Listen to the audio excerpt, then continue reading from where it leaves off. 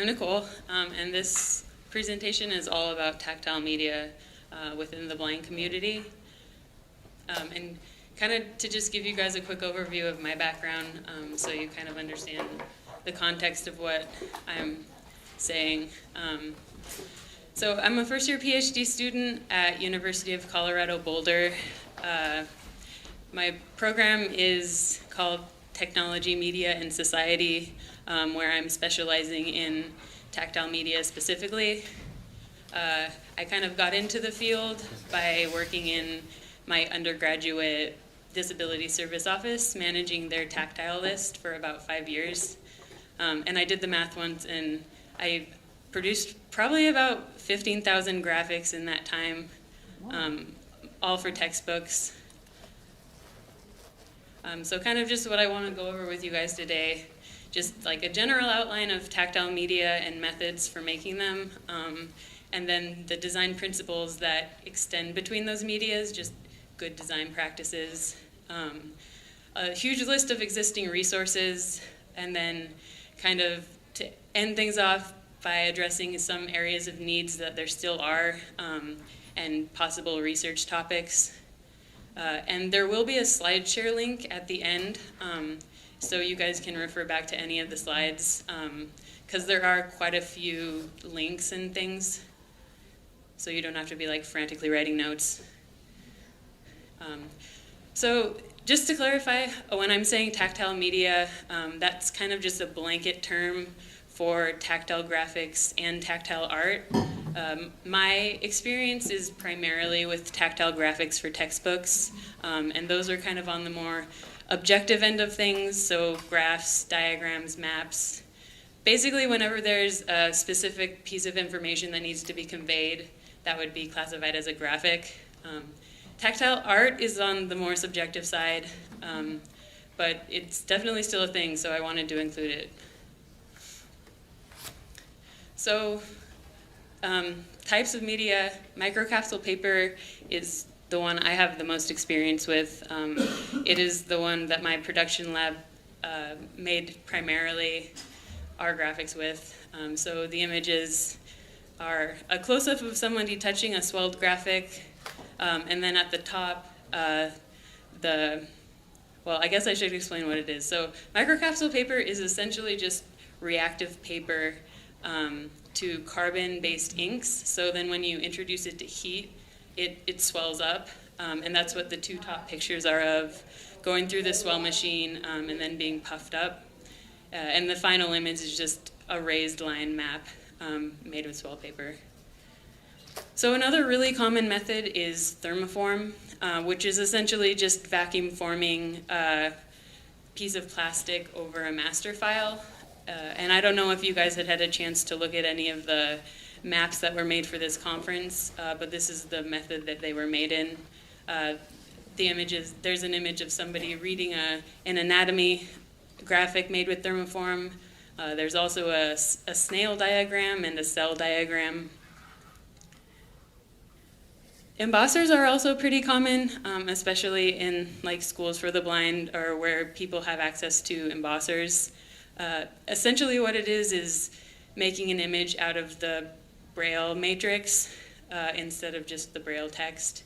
I find this medium a little bit limiting just in the fact that like the resolution is fairly low and they have to be made up with dots, which kind of like fundamentally changes the way it feels. But a good designed one does do the job. 3D printing is also another really common method, more so recently. So there's a picture of a map, somebody reading a map that was 3D printed. There's also a bas-relief painting that was 3D printed. And then on the end, there's a DNA helix. This is a super relevant type of way to convey information if it's like a fundamentally three-dimensional concept. So that would be like 3D calculus graphs, which wouldn't really work on a 2D like swell paper page. It just like wouldn't make sense. Another super common method used by a lot of TVIs and parents are basically just low-tech craft supplies. They're There's an image of the North and South America on here, made with kind of textured raised paper and makeshift Braille dots. Wiki sticks are also super helpful. They're essentially just wax-covered string. And this image is showing them making like basic shapes like squares and circles. And then the last one is kind of a combination of methods. So this person had embossed a grid, and then they placed like wiki sticks or paint, I can't really tell what it is, but over the graph to show the line that they wanted. Tablet overlays are also really cool. I actually don't really have much experience making them, but I think they're super cool. Essentially what it is you would make a tactile overlay for the tablet, and then you can program the image on the tablet to have like embedded audio in it. This can be super helpful for blind users who don't necessarily read Braille, so that's helpful. And then the other image is just an iPhone overlay that has the icons as raised bars. Pin matrix devices are another thing. They're not at this time very commercially available. I think the most commercially available is Graffiti by APH. They're kind of like touting as like the first commercially available one. In prep for this though, I couldn't really find on their website like a price. I think it might be still in the prototyping phase. The other one that's on the screen is called Hyper Braille, and that was developed in the UK. And then the top image of that is kind of just a schematic of how the pins work, and they're basically just like each pin has its own linear actuator. So what that means is like they're crazy expensive to make, so they're not necessarily commercially available at this time, but they are very promising because it would be like a refreshable tactile screen that would get away from like kind of the inefficient analog methods that there are. And then I think in this schematic too, the pins can be raised to different heights, so height variation adds a whole new element, which is nice, and they're also dynamic. So all of the ones I just talked about are primarily consumption-based, but like media production is also definitely a part of literacy, and I think it's really important too. And this is kind of something you don't even really ever think about, but there are very, very few utensils that actually provide immediate tactile feedback. So this is kind of one example of a woman I've been working with, Anne Cunningham. She developed this. It's called a sensational blackboard, and they're really cool.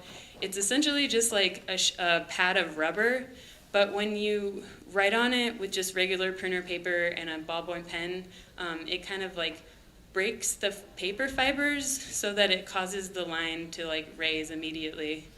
And then kind of just another example of utensils that provide tactile feedback is basically just like coloring with crayons over something that's textured, so like sandpaper or an embossed grid, like patterns like that. These were actually sent out by the American Action Fund as accessible art kits. So when you're making things, there's definitely a lot of things to consider. Available time and resources is huge. The timeline of the class or project. Definitely the preference of the student, because everybody's different and everybody has different needs. The feasibility of the project, and the tactile literacy of the user. So if you design a graphic, great, but the user doesn't know how to read it, then that's not really successful. And kind of along the lines of feasibility of the project, you also want to consider like the type of content, kind of what I mentioned earlier about 3D printing. If a concept is just inherently 3D, you definitely want to go in more 3D avenues opposed to trying to represent it in like swell paper or something. So designing for touch, these are basically just the design principles that extend between the media. And so the first thing you really need to be aware of is just the fundamental differences between vision and touch. So where vision is global and immediate, so you're able to take in an image all at once, touch is local and sequential, so you're getting whatever points of contact sequentially over time. And on the screen is a GIF that is kind of showing this. So it's outlining a figure, and the only line that's visible is the single point that's exploring the image. So can anybody guess what this is?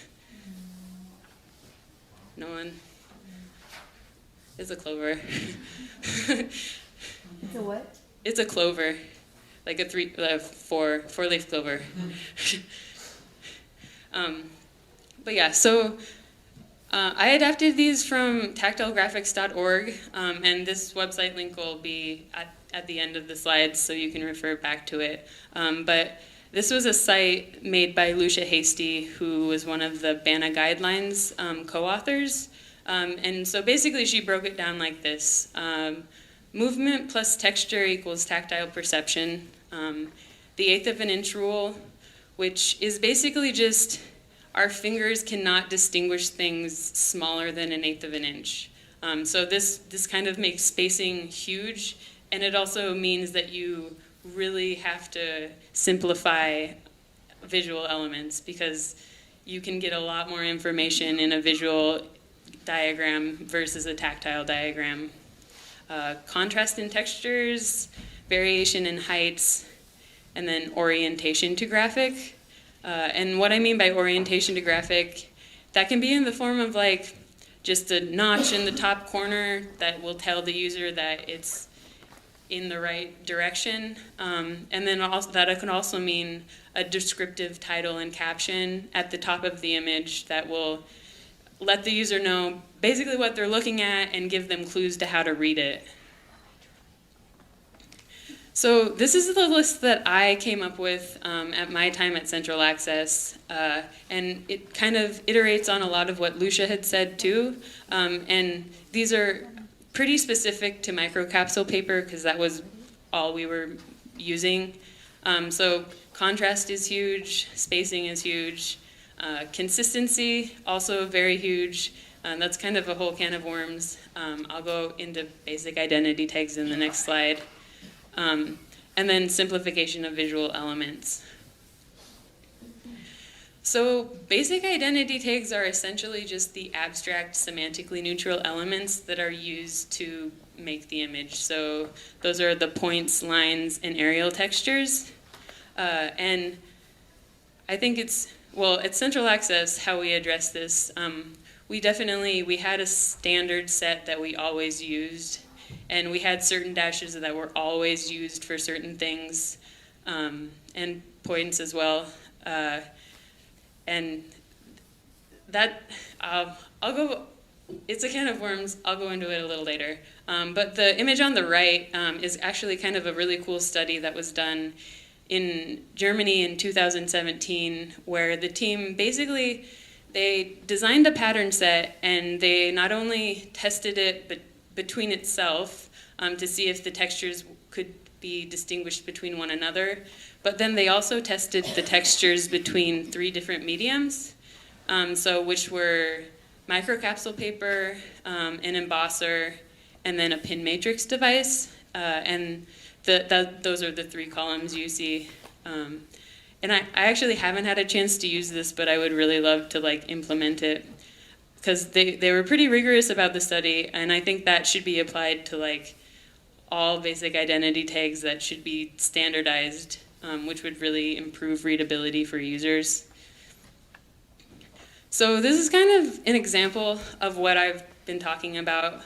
So the image on the left is a really bad tactile graphic. If it looks good, it's probably not a good graphic. But so essentially what it is, it's a cross-section of the Earth at this weird 3D angle, and then there's these overlapping charts on it, and there's only outlines. And it's really not very readable at all. So the image on the left, or right, am I telling you guys the wrong directions? I might be, sorry. The image on the right is the improved version. So we omitted the weird 3D angle, so it's just straight on. And then also the cross sections are represented with distinguishable textures to indicate that they're continuous space. And then the random bar charts were basically just transcribed as lists. Another really good example, so this is from a math book, and it's showing an Egyptian figure placed over a grid, and the questions are basically asking the student to connect points from various body parts. The middle image is basically traced verbatim and not a very good tactile graphic, because, I mean, visually it makes sense, but if you're feeling this, like, it's really just going to be a jumble of lines, and they don't even necessarily know which body part is which. So our solution to this on the right was basically just to omit the figure outline completely and simplify it to the points with labeled body parts. And in that context for the student, where they just have to connect from foot to eye, that totally works. One last example. So the image on the left is another kind of 3D image cross-section of the Earth, but it's kind of zoom in near the crust, and it's showing volcanoes, like magma coming up, and volcanoes. And there's a lot going on there, and then there's also not a lot of spacing or line space, so a lot of those like inks are gonna really run together when they're swelled. So the better version of this on the left is basically just, it simplified it into a 2D cross-section, and then there's a lot more white spacing between textures. This basically creates contrast by adding a dead space between the textures, which is when it's puffed up, it like kind of creates a pretty big indent. So you can definitely tell that you're moving from one element to the other, and then like white spacing between all things. I guess I'm speaking specifically with swell paper, but the ink tends to run together, so spacing is huge. So the existing resources, and these are kind of just a giant list of links. So I have a slide share link at the end of this that you can refer back to if you'd like, so you don't have to like write it all down. So these are a lot of the existing resources that I have found super helpful. The first on the list is the Braille Authority of North America Guidelines and Standards for Tactile Graphics. And which is great. It was kind of my Bible when I was producing graphics. Paths to Literacy also has a lot of good things. And the bottom link, Texas School for the Blind, Tactile Graphic Resource page, that's basically just like another page with like a huge list of resources. So if it's not on this list, it's probably on that list. And then, so more specifically, there are actually quite a few tactile graphic repositories as well. So I think on this list, Be Tactile is actually one of the most helpful. It's basically a meta library of a bunch of different libraries all across the world, and there's over 4,000 images in it at this time. And they have both 2D and 3D images. Image share is also another one.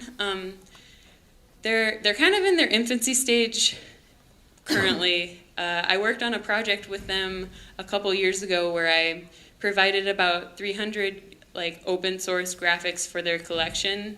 But they just went public. So if you go to their link, there's going to be 5 things on there because they haven't switched anything over. But theoretically, I think it's going to be an awesome resource because they're not just focused on tactile graphics. They're basically more focused on multimodal learning tools. So each and everything is really well organized with metadata. So you can basically search for a concept and it will show you all of the resources available for that concept. And it's also kind of touted as a crowdsourcing platform. So if you're producing graphics that you feel, oh, they're only going to one student, this is pointless, you can basically contribute to them. And that's kind of a huge aspect of that platform.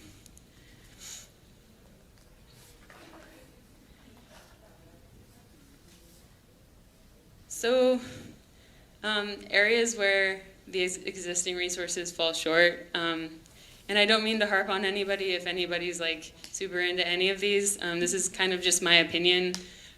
So I really think it's important for there to be a peer review on the BANA guidelines. So they were written by experts, but their claims and their principles that they're talking about have never actually been formally verified in research, which I kind of is what led me to go into research. I think it would really improve in readability if there was a set of standardized basic identity tags. This would basically just help readers decipher the information better, because presently there are not very many standards. Like I said, we had placed standards at Central Access, but there's not a universal set of standards. So basically, any producer that you're going to get a graphic from, you kind of need to start from scratch with how to read it and how they handle it. So I still think further development of image repositories with quality material is huge. There definitely are some, but there are also some areas where they could be improved. Tactile literacy development resources are also huge, because basically if you design a graphic great, it's not going to be any help to the student if they don't know how to read it. And then last, and I think this is like the biggest, more scalable alternative media systems, especially within education. So individual accommodations are incredibly resource intensive, and basically like the frustration I got from that is what led me to like go into research, because I was just like, every single quarter it's just like a crazy, it's not fun.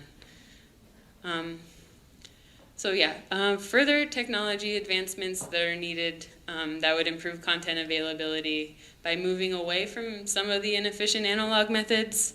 And then this list I have, it kind of goes from like realistic to like much more conceptual, like not quite there yet, but that would be cool if that could happen. So the first is audio haptic tablet feedback, and I will talk about this in the next slide or two, because the technology is theoretically there, but it's not quite there to be applied in the context of tactile graphics. Electrostatic haptics is also something that I've been like super excited about, but I don't think the technology is like anywhere near there. Essentially what it is a tablet screen that vibrates the air molecules so that you can feel different textures and things. I think this would have huge implications for tactile graphics, basically just because like the user could just pop it up on their tablet instead of going through the whole analog production method. I think that would be great. And then the last, probably most like out there, I think it would be very helpful to apply machine learning techniques that could be utilized for graphic generation, because presently it's like all done by transcribers, so this would save a lot of time, even if it was just like a section of it being generated and then someone had to go in and kind of tweak things. That would still be a huge improvement from just starting from scratch at every graphic. So the audio and haptic tablet feedback that I mentioned previously, it's kind of in the infant stages, but there are studies that are being done. So this was a study of non-visual perception of lines on a multimodal touchscreen tablet. And essentially what they were testing was whether or not the user could accurately follow the lines with audio and haptic feedback, or a comment like one or the two, or a combination of both. That's kind of what they were testing, and overall, like, got pretty good results. They were able to do it. These really simple lines, though, are very, very far from like complex educational diagrams. So there are definitely a lot of things that need to happen to make graphics like this. Also, one huge limitation for tablets is that I think presently, I'm not sure about any recent technology advancements, but usually they're limited to a single point of contact, which is really not, which is a huge drawback, just because a lot of people, when they're reading graphics, they put their whole hand on it, they're exploring with both hands, so this is a huge limitation. But I'm sorry, what's the huge limitation?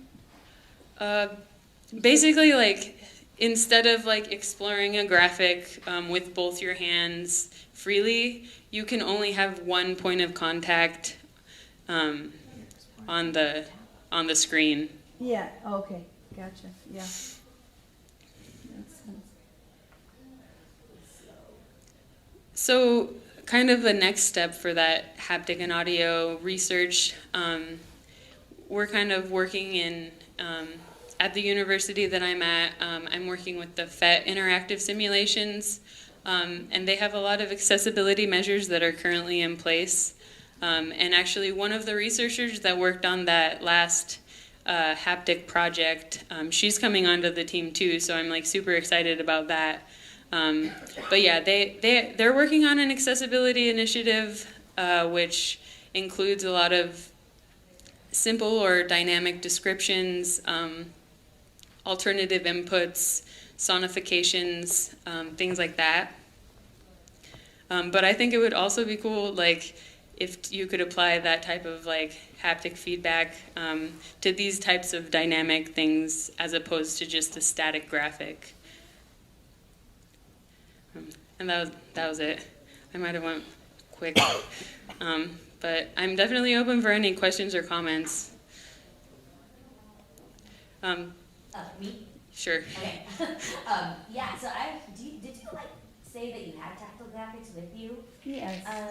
I do. I'd love to see some of the stuff that you made, and you know, I think it's just some of the stuff that you said as a user of tactile graphics and someone who's also in the field of tactile graphics. It's I think there's a lot to be said for, like, you know, the whole thing about when you make different materials and having different, you know, when you have all this different detail in making, you really want graphics to be like hand catching, like you know, you want them to be informative, but you also want them to, like, you know, things to pop out when you touch them.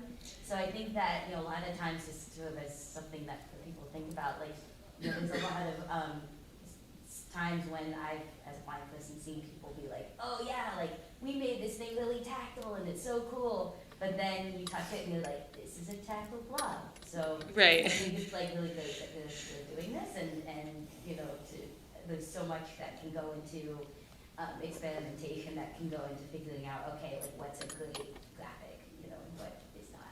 Yeah, and kind of one of the things I used to tell the technicians was, like, the most prominent piece of information needs to be the most tactily prominent as well, just so it would pop.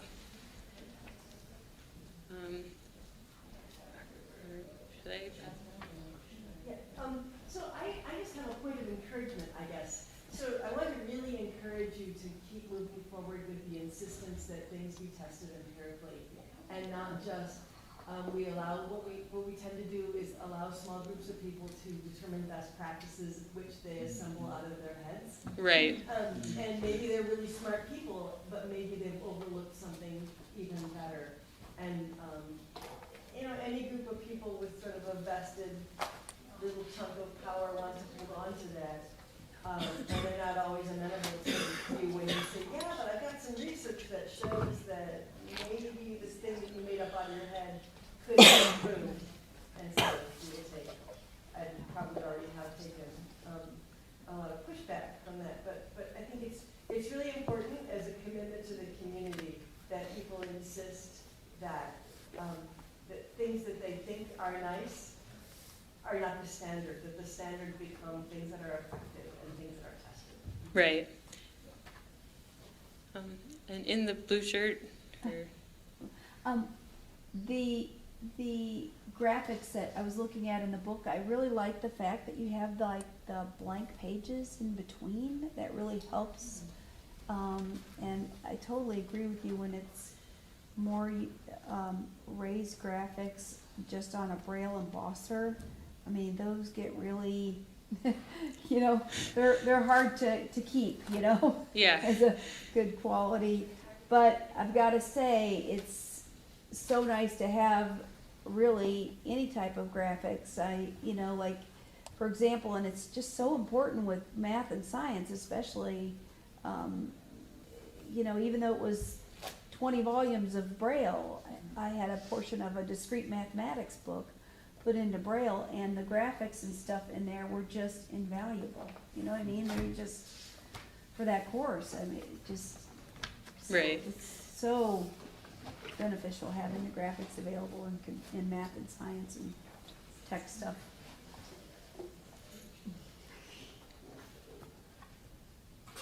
Any other questions or comments? Thank you very much. Thank you, guys. Okay.